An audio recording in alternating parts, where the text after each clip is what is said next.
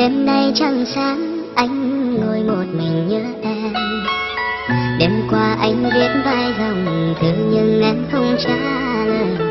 Cây tre đầu ngõ đung đưa theo làn gió nhẹ. Trăng vẫn sáng, gió vẫn đưa, anh vẫn buồn. Không gian lặng vắng mắt, anh sầu em ở đâu. Và người coi những thứ hơn hẳn anh đã cướp đi em của anh. Anh chỉ muốn khóc thật to nhưng sợ mình yếu đuối. Thế nhưng đêm này là một đêm rất buồn.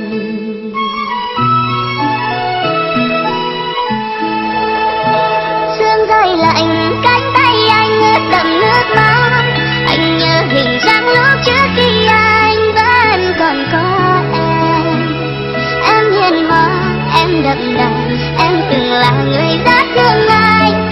Nhưng vòng tay anh không thể giữ, không thể ôm trọn lấy anh.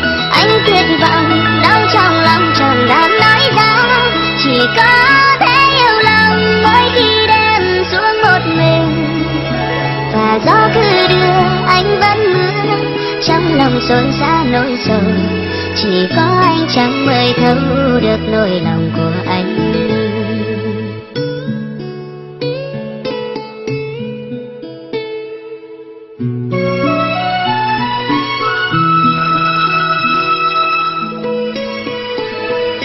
Không gian lặng vắng mắt, anh sầu em ở đâu.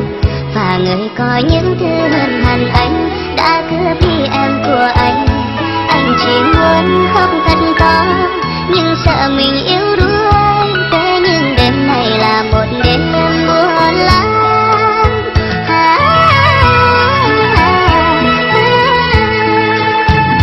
Sương rơi lạnh, cánh tay anh ướt đẫm nước mắt. Anh nhớ hình dáng lúc trước khi anh vẫn còn có em. Em hiền hòa, em đậm đà, em từng là người rất thương anh. Nhưng vòng tay anh không thể giữ, không thể ôm trọn lấy em. Anh tuyệt vọng, đau trong lòng chẳng dám nói ra. Chỉ có thể yêu lòng mỗi khi đêm xuống một mình. Và gió cứ đưa, anh vẫn mưa. Trong lòng xối xả nỗi sầu. Chỉ có anh chẳng mới thấu được nỗi lòng của anh. Sương rơi lạnh, cánh tay em ướt đẫm nước mắt. Anh nhớ hình dáng lúc trước khi anh vẫn còn có em. Em hiền hòa, em đậm đà, em từng là người rất thương anh.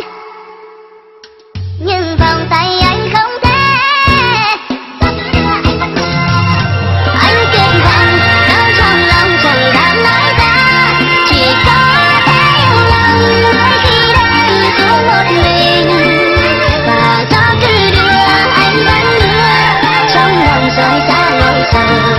Chỉ có anh chẳng mới thấu được nỗi lòng của anh. Và gió cứ đưa, anh vẫn mưa. Trong lòng xối xả nỗi sầu. Chỉ có anh chẳng mới thấu